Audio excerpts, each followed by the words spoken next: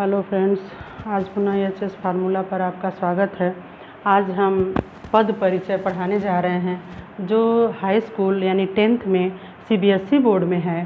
CBSE board के बच्चे ये ध्यान से पढ़ेंगे तो निश्चय ही उन्हें ये काम का विषय है और इसमें से 4 नंबर के प्रश्न आते हैं और ये 4 नंबर के पूरा का पूरा ये नंबर प्राप्त कर सकते हैं, एक भी नंबर मिस नहीं करेंगे। तो हम लोग आज पढ़ेंगे पद परिचय। पद परिचय का मतलब पद का परिचय। पद क्या होता है? अब देखिए, हमें पढ़ना है पद, हमने लिखा है शब्द। ऐसा क्यों?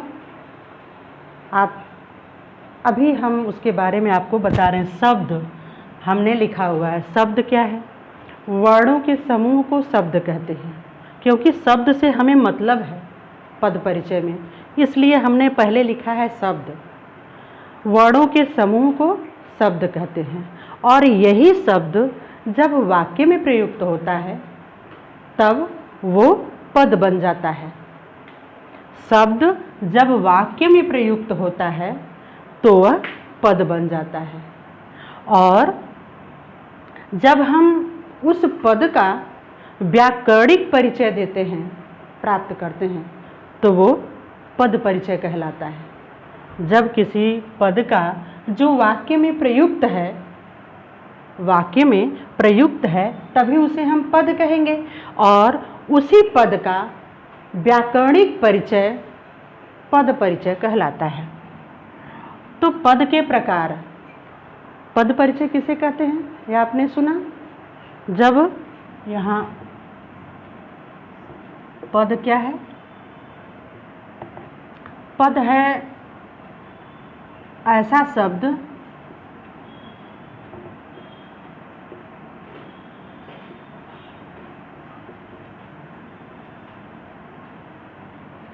जो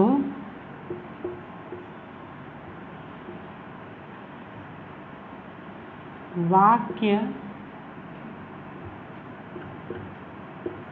में प्रयुक्त होता है। ऐसा शब्द जो वाक्य में प्रयुक्त है वह पद कहलाता है। ऐसा शब्द जो वाक्य में प्रयुक्त है या होता है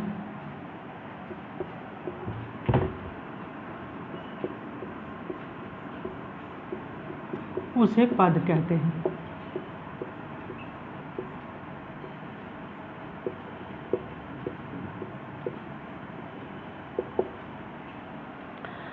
यानी जो पद वाक्य से अलग हैं, स्वतंत्र हैं, तो उसे नहीं कहेंगे, उसे हम पद नहीं कहेंगे। उस शब्द को हम पद कहने लग जाएंगे जो वाक्य में प्रयुक्त हो गया। यानी वाक्य में युक्त जो शब्द हैं वो पद कहलाते हैं और उसी पद का यानी शब्द का जब व्याकरणिक परिचय हम प्राप्त करते हैं तो वो पद परिचय कहलाता है। पद परिचय क्या कहलाता है? ये तो हुआ पद। लेकिन पद परिचय क्या है? जब हम व्याकरणिक परिचय उस पद का देते हैं या शब्द का प्राप्त करते हैं तो वो पद परिचय कहलाता है। व्याकरणिक परिचय यानी पहले तो वर्ण स्वतंत्र होता है, वर्णों से शब्द बनता है, यानी वर्णों के समूह को शब्द कहते हैं और उस शब्द का प्रयोग जब वाक्य में होता है तब वह पद कहलाता है। ऐसे भी हम कह सकते हैं, जब शब्द का प्रयोग वाक्य में हो जाता है तो वह पद कहलाता है और जब उस पद का हम व्याकरणिक परिचय प्राप्त करते हैं तो वो पद परिचय कहलाता है। पद के प्रकार क्या है? पद 2 प्रकार का होता है। व्याकरणिक परिचय मैंने मौखिक बता दिया है, सो आप नोट कर सकते हैं। तो पद के प्रकार, पद 2 प्रकार का होता है। कितने प्रकार का होता है? 2 प्रकार का। पद 2 प्रकार का होता है। कौन कौन सा? विकारी अविकारी शब्द। ठीक है, पद 2 प्रकार का होता है, विकारी और अविकारी। विकारी और दूसरा अविकारी। पहला विकारी दूसरा अविकारी।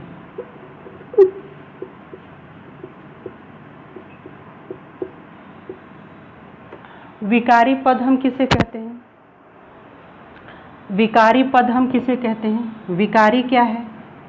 जिस पर लिंग वचन कारक काल का प्रभाव न पड़े वह अविकारी है, परंतु जिस पर काल, लिंग, वचन, कारक आदि का प्रभाव पड़ता है, आदि का प्रभाव पड़ता है, तो वह क्या कहलाता है?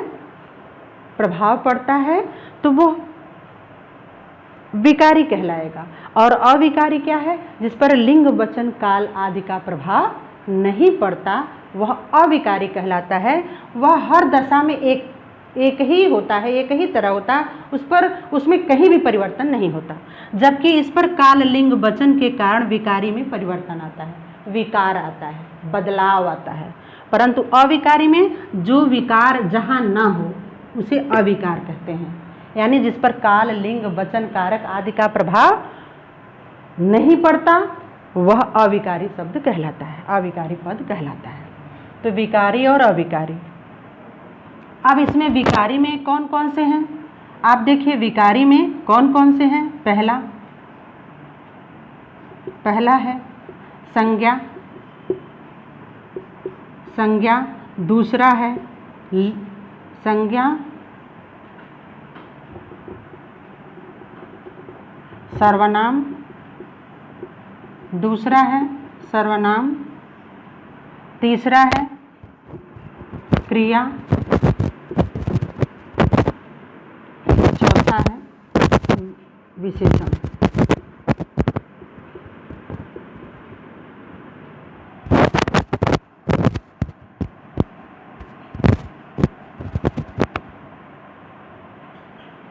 ये है विकारी, इसमें परिवर्तन होता है। और अविकारी देखिए इसमें परिवर्तन नहीं होता। इन शब्दों में, इन पदों में, मैं अब पद कह रही हूँ क्योंकि मानो कि वाक्य में ये प्रयुक्त हैं, इसलिए उस पद कह रही हूँ। इन पदों में विकार आता है, इन पदों में अविकार हो, मतलब वो परिवर्तित नहीं होते। परंतु विकारी में वो विकार आता है, बदलाव आता है, परिवर्तन होता है, परंतु इसमें परिवर्तन नहीं होता। वो क्या है? जैसे इसमें है पहला क्रिया विशेषण, पहला है क्रिया विशेषण, दूसरा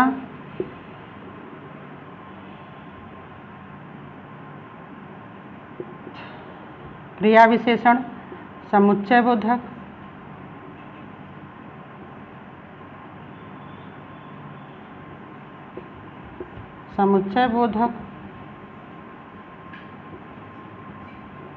संबंध बोधक,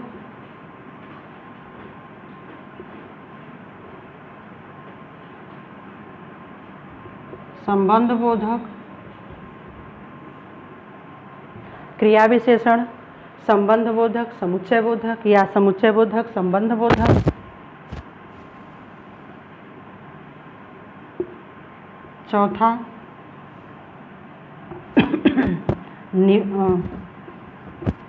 यहाँ निपात भी है, निपात, और एक है क्रिया विशेषण, समुच्चय बोधक, संबंध बोधक, समुच्चय बोधक, और एक है विस्मयादि बोधक।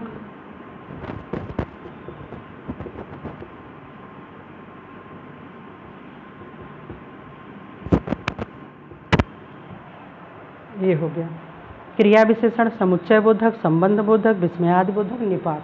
ये है अविकारी। तो इन पर काल, लिंग, वचन का प्रभाव नहीं पड़ता, इन सब पर, और इन पर पड़ता है, इसलिए ये विकारी हो गए, अविकारी हो गया। अब हम ये सब जो ये गिनती के लिखे हैं इनके बारे में आपको परिचय प्राप्त करना है। अब पद और परिचय ये शब्द है। तो पद में हम ये लिख सकते हैं, विकारी भी लिख सकते हैं, अविकारी भी लिख सकते हैं, क्योंकि दोनों का परिचय हमें देना है। ये सभी पद जो हैं उसमें प्रयुक्त होते हैं, वाक्य में प्रयुक्त होते हैं, जिनका हमें परिचय प्राप्त करना है। तो ये पद में हम ये लिख सकते हैं विकारी शब्द के, जैसे पद परिचय में पद का नाम हम यहाँ कह सकते हैं संज्ञा और सर्वनाम। हम बारी बारी से लिख सकते हैं, ये हम इरेज कर देते हैं पहले क्योंकि जगह नहीं बचेगी, तो हम ये आप नोट कर सकते हैं। इसे हम इरेज करने जा रहे हैं क्योंकि आगे भी हमें लिखना है।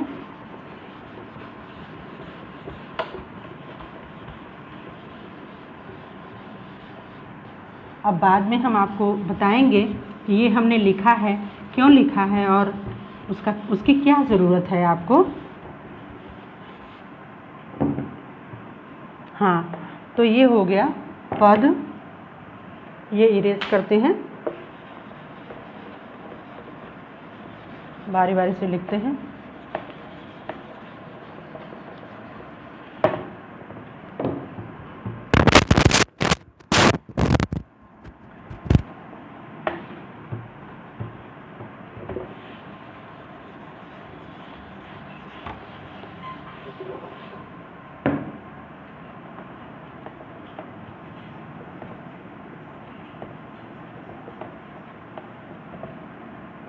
और परिचय,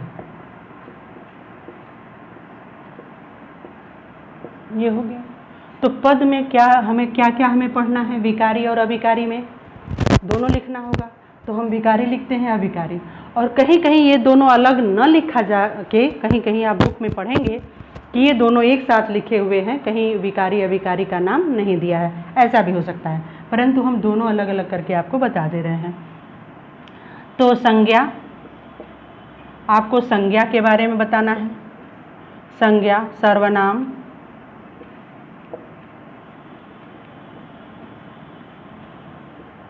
क्रिया,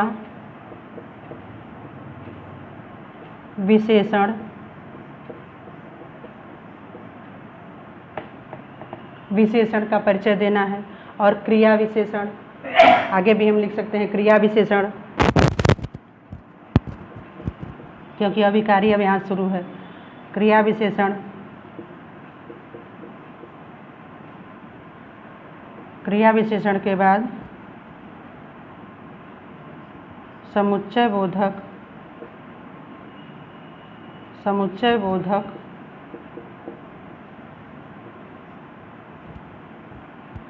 संबंध बोधक, संबंध बोधक, विस्मयादि बोधक,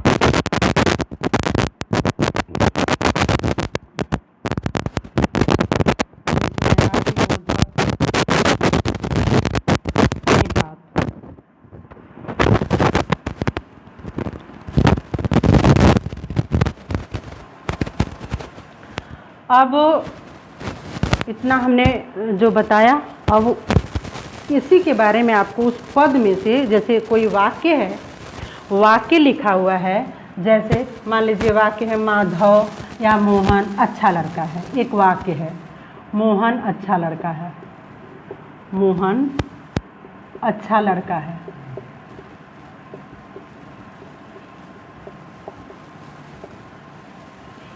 आपको इसमें से पूरा पद परिचय नहीं देगा, ये भी पद है, ये भी पद है, ये भी पद है, ये भी पद है, क्योंकि वाक्य में प्रयुक्त है, इसलिए ये पद है। अब इसमें से कोई एक, दो या तीन पूछा जा सकता है, पूरा नहीं पूछा जाएगा कि एक साथ पूरा बताइए, ऐसा नहीं होता अक्सर, शायद ही कभी हो, ऐसा होता नहीं। पर तो मोहन यहाँ है, मोहन अच्छा लड़का है। मान लीजिए आपको ये डार्क किया गया हो मोहन, और पूछा गया है कि अच्छा, ये दो शब्दों पर मान लीजिए यहाँ डार्क किया गया है और आपसे पूछा जा रहा है कि इन्हीं पदों का आप परिचय दीजिए। तो आपको बताना है मोहन, मोहन क्या है, मोहन क्या है आप बताएंगे। संज्ञा में क्या है आप इसे बताएंगे, कौन सी संज्ञा है। अब ये सोच लीजिए कि इस समय पद परिचय पढ़ते समय आपको कहिए कि संज्ञा बताया जाए कि संज्ञा किसे कहते हैं, संज्ञा के भेद कितने हैं, ये बताया जाए, तो यहाँ ये संभव नहीं है। आपको संज्ञा जाकर पढ़ना पड़ेगा अगर नहीं आता, बल्कि आप कहीं पेज पर नोट कर लीजिए, कॉपी में नोट कर लीजिए, इसके बाद पद परिचय पढ़ने बैठिए। और इसी तरह सर्वनाम किसे कहते हैं वो भी लिख लीजिए, लिख कर बैठिए और देखिए कि सर्वनाम किसे कहते हैं, सर्वनाम के भेद क्या हैं।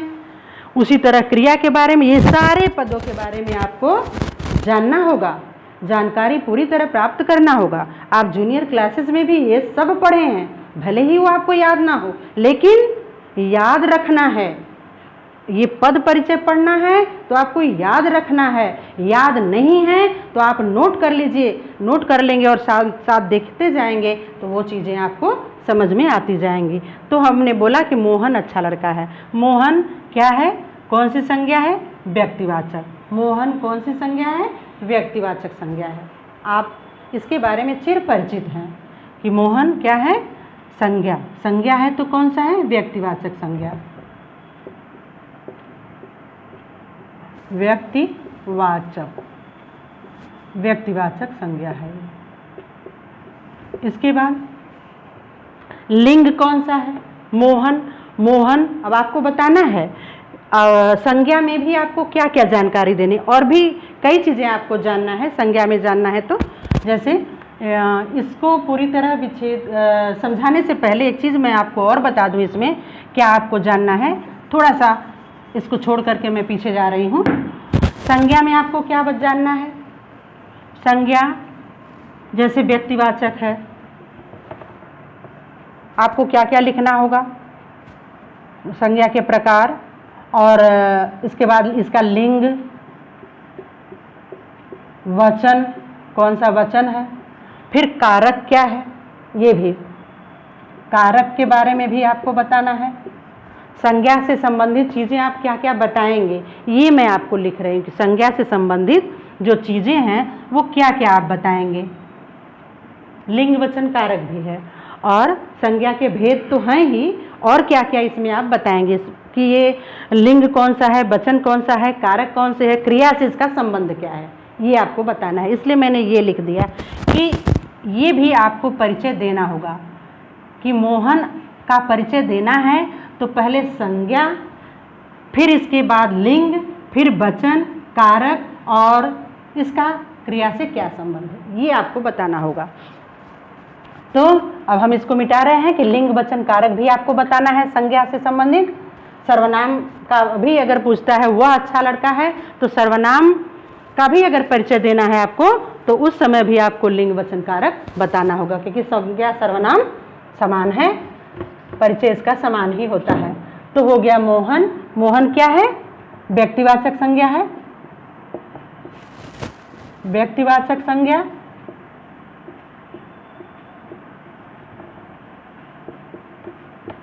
लिंग पुल्लिंग, मोहन यहाँ क्या है, पुल्लिंग है, पुल्लिंग, वैसे आजकल पुल्लिंग ऐसे लिखते हैं, पुल्लिंग। फिर इसके बाद वचन कौन सा है, मोहन अच्छा लड़का है, एक वचन। व्यक्तिवाचक संज्ञा पुल्लिंग, एक वचन, एक वचन। और है क्रिया का कर्ता, यहाँ और भी लिखेंगे है क्रिया का कर्ता।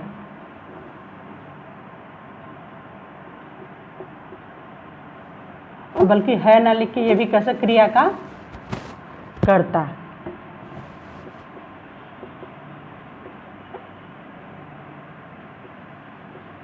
क्रिया का कर्ता, क्रिया का कर्ता, ये आप बता सकते हैं। अब इसके बाद अच्छा, अच्छा शब्द क्या है, अच्छा तो आप बता सकते हैं। अच्छा शब्द लड़का का विशेषण है, ये लड़का पद का विशेषण है। तो अच्छा में क्या होगा, विशेषण, और विशेषण में भी कौन सा विशेषण है, ये अब आपको ये भी जानना होगा विशेषण है तो कौन सा विशेषण है। विशेषण भी कई प्रकार का होता है, वो भी आपको जाकर वहाँ पढ़ना होगा, उसके भेद भी आपको लिखना होगा, तब आप बता पाएंगे कि अच्छा शब्द का परिचय आप दे पाएंगे, अच्छा पद का परिचय आप दे पाएंगे। तो ये हो जाएगा विशेषण। अच्छा बुरा किस विशेषण में आता है, कौन सा नाम होता है उस विशेषण का, तो आपको वो लिखना होगा। इसके बाद आगे का परिचय, वचन कौन सा है, लिंग कौन सा है, ये भी आपको बताना होगा। तो ये है पुल्लिंग, ये भी इसमें भी परिचय आप देंगे अच्छा शब्द लिख करके। तो लिखेंगे विशेषण और फिर इसके बाद लिखेंगे एक वचन, पुल्लिंग एक वचन और लड़का विशेष का विशेषण, लड़का विशेष इसमें लड़का है और ये विशेषण है का विशेषण, ऐसे आप लिखेंगे। इसके बाद इसको इरेज करते हैं। फिर इसके बाद मान लीजिए एक और पद लिखिए, जैसे राजेश पिताजी के गांव राजपुर गया है या किसान परिश्रम करता है। मान लीजिए अभी वाक्य है किसान परिश्रम करता है, किसान परिश्रम करता है, परिश्रम करता है। इसमें दो जगह आपका अंडरलाइन किया गया, किसान और परिश्रम, तो दो जगह किया है तो आपको दोनों का परिचय देना होगा। तो आप लिखेंगे पहले कि यहाँ किसान, मान लीजिए किसान अच्छा लड़का है तो किसान शब्द का आपको परिचय देना है, तो आप ऐसे हेडिंग डाल देंगे। इसके बाद आप यहाँ लिखेंगे किसान के बारे में, किसान क्या है, जातिवाचक संज्ञा, किसान क्या है, जातिवाचक संज्ञा। तो आपको लिखना होगा, इसको हम यहाँ से इरेज करते हैं और पीछे से लिखते हैं। तो आप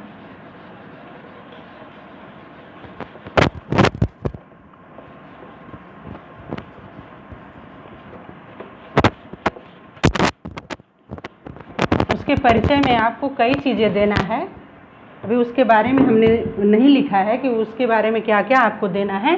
तो पहले ये देख लें आप, किसान परिश्रम करता है, किसान, इसको यहाँ ना लिख करके हम आपको पीछे लिखते हैं थोड़ा सा। किसान, किसान शब्द है तो आपको देना है कि ये कौन सी संज्ञा है, संज्ञा कौन सी है, संज्ञा हमने कहा आपको पढ़ना होगा। संज्ञा में तो आप लिखेंगे जातिवाचक संज्ञा, कौन सी संज्ञा है ये, जातिवाचक संज्ञा। संज्ञा का परिचय देना है पहले, लिंग वचन कारक, तो फिर लिंग कौन सा बताएंगे, किसान, तो लिखेंगे पुल्लिंग। किस किस चीज़ का परिचय देना है आप वहीं लिख लीजिए, रफ पर आपको करना होगा, करके आपको दिखाना होगा, टीचर से पूछना होगा कि मेरा सही है कि गलत है, मैम बताइए या सर बताइए। तो जातिवाचक संज्ञा हो गया, और इसके बाद लिंग कौन सा है ये भी आप जानते हो, जातिवाचक संज्ञा लो लिख देते हैं, और लिंग कौन सा है, पुल्लिंग।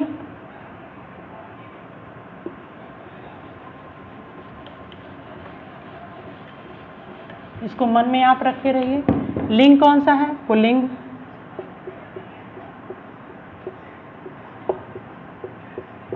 और एक वचन, किसान एक वचन है, जातिवाचक संज्ञा पुल्लिंग, वचन कौन सा है, एक वचन।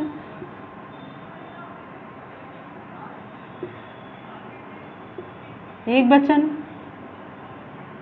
और संज्ञा लिंग वचन कारक, कारक किसान परिश्रम करता है। ठीक है, अभी एक वचन, इसके बाद ये है किसान, परिचय इसका और देना है। तो कौन सा कारक है ये, कर्ता कारक, कर्ता कारक, कौन सा कारक है, कर्ता कारक। अब कौन सा आपको बताना है, कर्ता है क्रिया का कर्ता, करता है करता है क्रिया का कर्ता, क्योंकि किसान परिश्रम करता है तो करता है जो क्रिया है उसका ये कर्ता है। कारक में कौन सा है इसका परिचय? कर्ता कारक है। और उसी तरह जैसे मोहन अच्छा लड़का है था तो मोहन भी कौन सा कारक था? कर्ता कारक। वहाँ भी कारक पीछे पहले में छूट गया है, कारक में भी आपका कारक से भी संबंधित परिचय आपको देना होगा, तो वो कर्ता कारक। और किस क्रिया का करता है? किसान परिश्रम करता है क्रिया का करता है। अब इसके बाद एक वाक्य हुआ, मान लीजिए दूसरा वाक्य और आप एक परिचय लिखें, जैसे मोहन खाना खाता है तो हो जाएगा मोहन खाना, तो आप वाक्य एक और लिख लें, मोहन खाना खाता है, मोहन खाना खाता है। एक वाक्य ये हो गया, मोहन खाना खाता है, मोहन खाना खाता है, दूसरा वाक्य हो गया। अब इसमें आप मोहन और खाना दो शब्द को अंडरलाइन कर देते हैं, इन्हीं दोनों का मान लीजिए परिचय देना है। तो यहाँ भी आप वही बात बताएंगे, मोहन क्या है? जातिवाचक है कि व्यक्तिवाचक है? व्यक्तिवाचक संज्ञा है, संज्ञा का परिचय जो देना है व्यक्तिवाचक संज्ञा हो गया, यही चीज़ आपको लिखना है। इसके बाद फिर आगे इसके बारे में और क्या परिचय देना है? 4-5 चीज़ों का परिचय आपको देना होता है। एक शब्द का परिचय 4-5 चीज़ें आप बताएंगे उसके बारे में, नहीं तो 3 तो जरूर बताएंगे आप। जैसे संज्ञा क्या है? व्यक्तिवाचक संज्ञा। और लिंग में क्या बताना है? आप बताएंगे पुल्लिंग है, मोहन क्या है? पुल्लिंग है। और इसके बाद वचन में क्या बताएंगे? मोहन खाना खाता है, अकेला है, एक वचन हो गया। अब इसके बाद कारक में क्या बताएंगे आप? ये कर्ता कारक है, मोहन कार्य को करने वाला, खाने वाला कौन है? मोहन है, खाना को खाने वाला कौन है? मोहन है। तो अतः ये कार्य का ये कौन सा कर्ता है? कर्ता कारक है। कारक में कर्ता कारक है। और इसके बाद खाता है क्रिया का कर्ता, ये आप परिचय देंगे। खाता है क्रिया का कर्ता, मोहन हो गया। मोहन के बारे में आपको इतना परिचय देना है। संज्ञा, लिंग, वचन, कारक और कारक मतलब कारक क्रिया से क्या संबंध है वो चीज़ आपको लिखना होगा। तो ये बातें हमारे समझ से इसके अनुसार समझ में आ गई होंगी। तो अब खाना का परिचय कैसे देंगे आप? खाना, मोहन का परिचय तो एक किसान की तरह हो गया। अब खाना ये कर्म कारक है, तो अब बताइए खाना पहले संज्ञा में क्या है ये बताना है। मोहन का परिचय इसकी तरह हो गया। अब खाना का कैसे परिचय आप देंगे? मोहन क्या, खाना क्या है? खाना एक जातिवाचक चीज़ें हैं, जातिवाचक संज्ञा है। संज्ञा में क्या है? जातिवाचक संज्ञा है। और इसके बाद क्या बताएंगे? खाना क्या है? पुल्लिंग है। और खाता है यानी खाना वो एक वचन क्या बताएंगे? एक वचन है। और इसके बाद कर्ता कारक में यानी कारक में क्या होगा? ये कारक में क्या है ये आपको बताना होगा। कारक में फिर इसके बाद आपको बताना होगा ये खाना क्या खाता है? खाना खाता है, ये कर्म कारक है। कारक में क्या है? कर्म कारक है। अब इसके बाद ये खाना जो है कर्म कारक हो गया।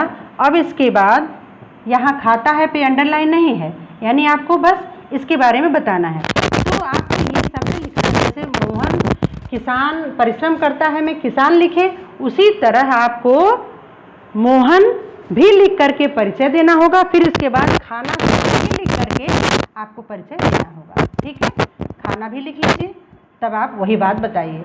जातिवाचक संज्ञा लिखेंगे क्या? जातिवाचक संज्ञा,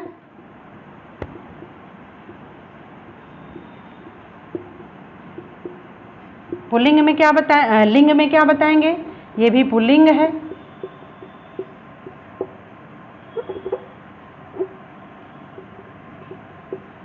फिर इसके बाद पुल्लिंग, इसके बाद एक वचन, फिर इसके बाद एक वचन, और इसके बाद कर्म कारक, खाता है क्रिया का कर्ता। कारक में हो गया कर्म कारक, और खाता है,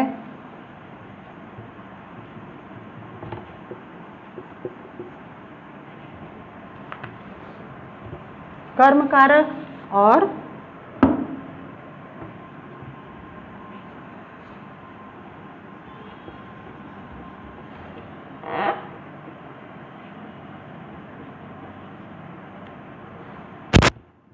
खाता है क्रिया का कर्म। ये तो करता था, खाता है क्रिया का करता था, लेकिन यहाँ खाना क्या है? क्रिया का, खाता है क्रिया का कर्म। यहाँ लिखेंगे कर्म। ये हो गया इसका परिचय, इस खाना शब्द का परिचय। मान लीजिए कोई शब्द पूरा पूरा आ गया, जैसे मान लीजिए छोटा सा वाक्य है, सरोवर में कमल पुष्प खिल रहे हैं। सरोवर में कमल पुष्प खिल रहे हैं, इस तरह से ये परिचय है। मान लीजिए हमने इस एक बार आपको पूरा शब्द, मान लीजिए वाक्य पूरा दे दिया गया है, आपको पूरे का परिचय आपको देना है। मान लीजिए आपको पूरे का परिचय देना है। जैसे वाक्य है आपका, सरोवर में कमल पुष्प खिल रहे हैं। वाक्य है आपका,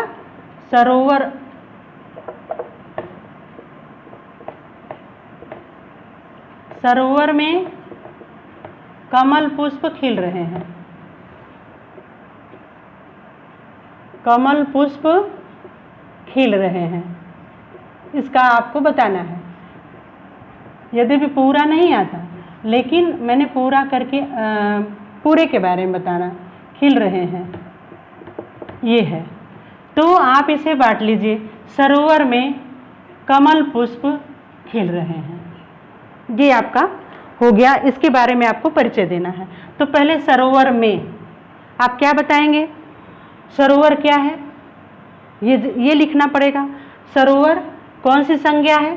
सरोवर कौन सी संज्ञा है, इसके बारे में बताना होगा। जातिवाचक संज्ञा, कौन सी संज्ञा है? जातिवाचक संज्ञा।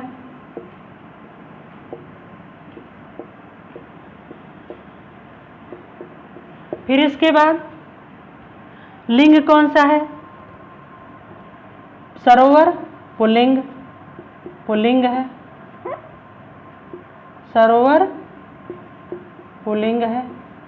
एक वचन है, वचन में क्या है? एक वचन है।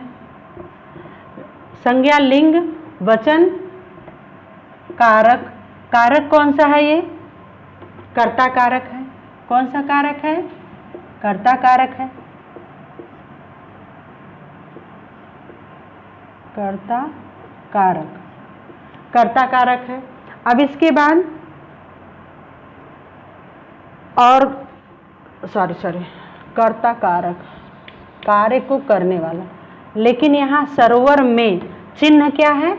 में, तो यहाँ हो जाएगा संबंध अधिकरण कारक। कौन सा कारक हो जाएगा? अधिकरण कारक, कि में दिया है और यहाँ तक लाइन है, में तक है, इसलिए आपको कारक में लिखना होगा अधिकरण। अधिकरण का चिन्ह है तो हो जाएगा अधिकरण, अधिकरण कारक हो गया। ये सरोवर में का हो गया। अब कमल पुष्प खिल रहे हैं, कमल पुष्प का आपको बताना है। तो कमल पुष्प का आपको आप क्या बताएंगे? यहाँ लिखना पड़ेगा कमल पुष्प, कमल पुष्प, कमल पुष्प लिखना है। तो आप इसके बारे में क्या बताएंगे? कमल क्या है? कमल पुष्प। अब ये कमल नाम दे दिया गया है, पुष्प का नाम दे दिया गया है, ऐसा नहीं केवल पुष्प लिखा है। कौन सा पुष्प है? कमल। तो ये कौन सी संज्ञा हो जाएगी? कमल नाम दे दिया गया पुष्प का, तो ये कौन सी संज्ञा हो जाएगी? व्यक्तिवाचक संज्ञा हो जाएगी। तो संज्ञा में कौन सा है? ये व्यक्तिवाचक संज्ञा। इसके बाद आपको व्यक्तिवाचक संज्ञा, फिर इसके बाद पुल्लिंग और खिल रहे हैं, ये कौन सी संज्ञा हो जाएगी? व्यक्तिवाचक, व्यक्तिवाचक संज्ञा। फिर इसके बाद पुल्लिंग क्या हो जाएगा? ये लिंग में क्या लिखाएगा? पुल्लिंग। इसके बाद क्या लिखाएगा? पुल्लिंग के बाद क्या लिखाएगा? वचन। वचन कौन सा है? कौन सा वचन है? ये बहुवचन, क्योंकि खिल रहे हैं, बहुत से हैं, कमल पुष्प बहुत से हैं, तो ये हो गया बहुवचन। कौन से वचन हो गए? बहुवचन। बहुवचन। इसके बाद बहुवचन, वचन कर्ता कारक और कमल पुष्प,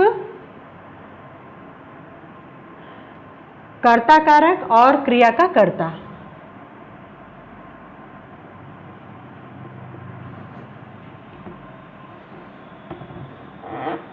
कर्ता कारक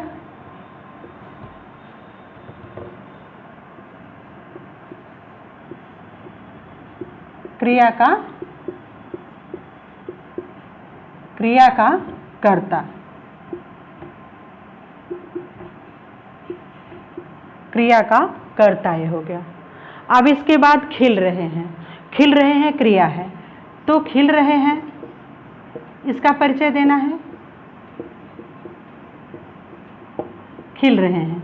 अब इसमें आपको क्या क्या बताना है? खिलना क्या है? खिलना क्या है? क्रिया है। अब क्रिया के बारे में आप बताएंगे, लिखना पड़ेगा आपको क्रिया। अब क्रिया का परिचय जो देना है तो कैसे देंगे? क्योंकि आपको हमने लिखा था नीचे क्रिया और विशेषण, संज्ञा, सर्वनाम, क्रिया और विशेषण विकारी हैं। तो हो गए क्रिया। अब क्रिया है तो कौन सी क्रिया है? खिल रहे हैं, कुछ तो खिल रहा है, इसलिए ये सकर्मक क्रिया है। क्रिया है कौन सी? सकर्मक। खिलना शब्द जो है, खिलना पद यहाँ लिखिए सकर्मक। सकर्मक क्रिया। क्रिया कौन सी है? सकर्मक। खिल रहे हैं। अब इसके बाद आपको इसके बारे में और क्या परिचय देना है? सकर्मक। और वचन कौन सा है? बहुवचन। बहुवचन। बहुवचन हो गया। अब इसके बाद नहीं, यहाँ लिंग मैंने नहीं लिखा तो हो जाएगा पुल्लिंग तब बहुवचन, ऐसा लिखिए पुल्लिंग।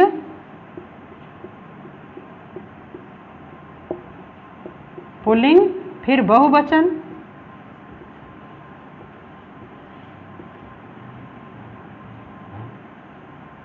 फिर बहुवचन। इसके बाद बहुवचन और ये है कर्तृवाच्य।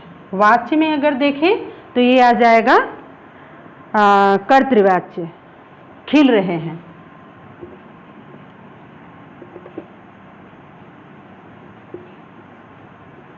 कर्तृवाच्य। क्रिया के बारे में क्या क्या परिचय देंगे? अच्छा, ये भी हम आपको बता देंगे। कर्तृवाच्य, ठीक है, कर्तृवाच्य ये हो गया। इस तरह से हम पदों का परिचय देंगे, ठीक है। अब आपको एक चीज़ हमें और बताना है, ये इरेज कर देते हैं।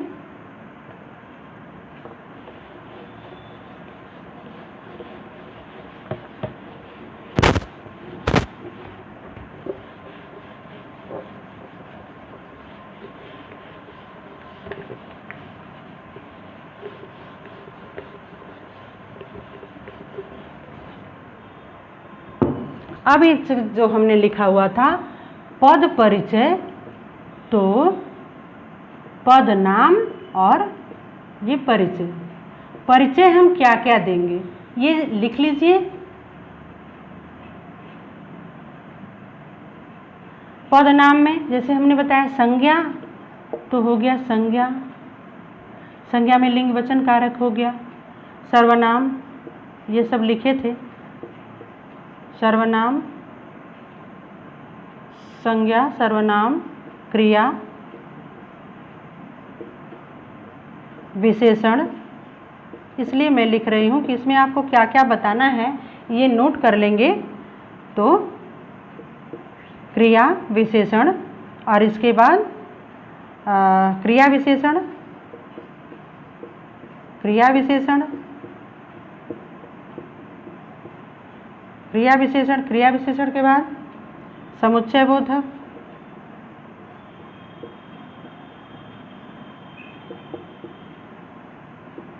समुच्चय बोधक, विस्मयादि बोधक, संबंध बोधक,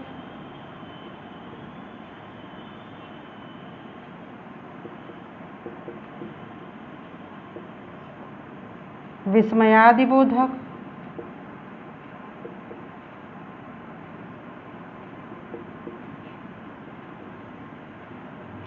और निपात। निपात हो गया। अब संज्ञा, अब आप इसमें वो चीज़ नोट कर लेंगे जिसका आप परिचय देंगे, बल्कि हम यहाँ लिख देते हैं परिचय। ये आप पहले ही नोट कर लेंगे, इसके बारे में आप बारी बारी से आप लिख सकते हैं। जैसे पहला आपको बता दें,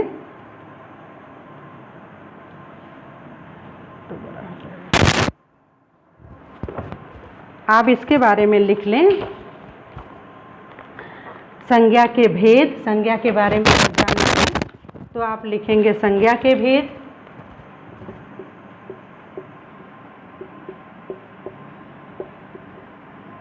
क्या क्या जानते हैं? संज्ञा के भेद।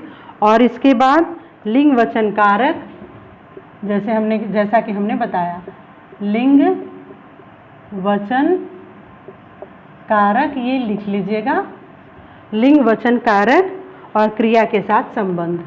और क्या जानना है इसमें? क्रिया के साथ संबंध।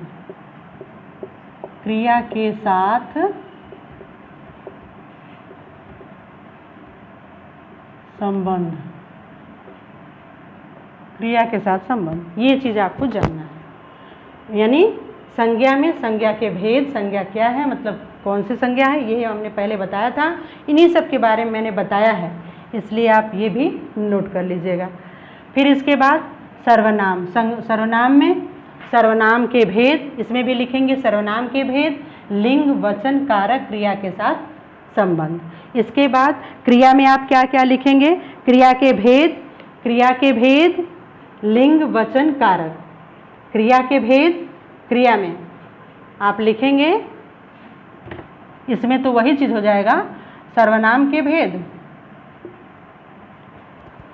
लिखेंगे, सर्वनाम के भेद, ठीक। फिर वही बात, लिंग वचन कारक क्रिया के साथ संबंध, ये इसके अंतर्गत है।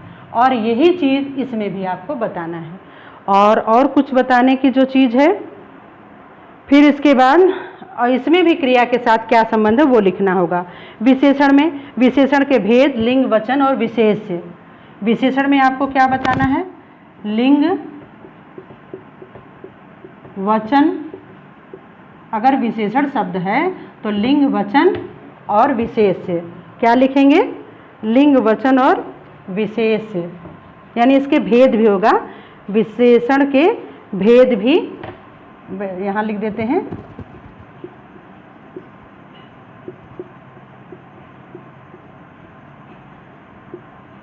विशेषण के भेद। फिर लिंग वचन, इसका भी लिंग और वचन और विशेष से लिखेंगे। मतलब विशेष, जो विशेषण शब्द है उसका विशेष से क्या है। जैसे वह अच्छा लड़का है, अच्छा विशेषण है, तो वो अच्छा शब्द विशेष से किसका है, यानी इसका विशेष से क्या है। अर्थात लड़का विशेष से है, अच्छा विशेषण है, तो उसी तरह से तो यहाँ लिखना पड़ेगा इसके बारे में विशेष से, ठीक है। विशेष से का परिचय आप देंगे। फिर इसके बाद क्रिया विशेषण। अब क्रिया विशेषण में आप क्या जानेंगे, ये देख लीजिए। क्रिया विशेषण के भेद तथा उस क्रिया का उल्लेख, कौन सी क्रिया है उसमें, क्रिया विशेषण का भी भेद,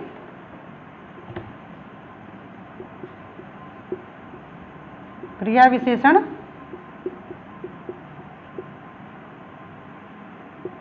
का भेद के भेद, और इसके बाद आप इसमें देंगे उस क्रिया का उल्लेख, कौन सी क्रिया हो रही है। इसके बाद जिसकी विशेषता बताई जा रही है, उस क्रिया का भी उल्लेख करना है और जिसकी विशेषता बताई जा रही है। इसके बाद इसमें देना है समुच्चय बोधक। समुच्चय बोधक में आपको क्या क्या बताना है, समुच्चय बोधक का भी भेद क्या है, और जिन पदों या उपवाक्यों को ये मिला रहा है वो चीज़ आपको लिखना होगा और उसका भी उल्लेख करना होगा उसमें। उसी तरह संबंध बोधक में क्या है, संबंध बोधक के भी भेद क्या हैं, और इसके बाद उसके साथ क्रिया के साथ क्या संबंध है, और पदबंध तथा वाक्यांश। और इसके बाद इसमें क्या देना है, विस्मयादि बोधक में इसके भी भेद देना है आपको, तथा ये कौन से भाव प्रकट कर रहा है वो भी देना होगा। और इसके बाद उसका उल्लेख करना है, क्रिया का उल्लेख करना है और उस भाव का भी उल्लेख करना है। इसके बाद निपात क्या है, निपात आप जानते हैं, ही, भी, भर, ये सब निपात हैं। निपात के बारे में क्या क्या बताना है, केवल इन निपात शब्दों का उल्लेख कर देना है कि ये इसमें निपात है। तो इस तरह से इसके बारे में भी आपको इसके बारे में बताना होता है। यानी जब विशेषण आप बता रहे हैं तो ये सारी चीज़ बताना है, विशेषण के भेद, लिंग, वचन, विशेष।